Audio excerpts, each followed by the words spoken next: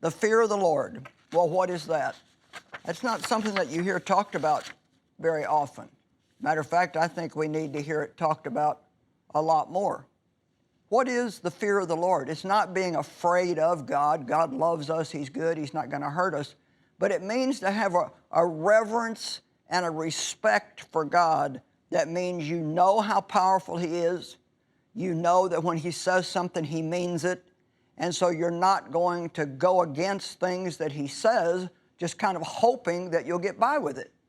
When Dave and I were raising our children and they were young, because of the way I was raised in a dysfunctional, abusive home, and I got a lot of unfair punishment, I had a difficult time sometimes being as strict with my kids as I should have been.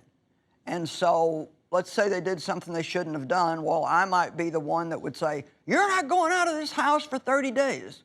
Well, after I calmed down, I knew that that was going to be punishment for me, not them. And so it was easy for them to talk me into changing my mind. But my husband, Dave, was not like that. He thought about whatever kind of punishment he was going to lay down. And if he said it, he meant it. And the kids knew that if he said it, it was going to happen. And so they had a more reverential fear of Dave than they did of me. And we need to have that reverential fear of God. It's something that's really missing for people.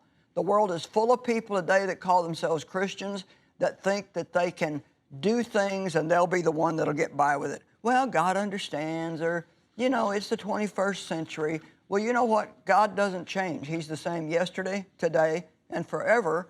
And what His Word meant 100 years ago, it still means today.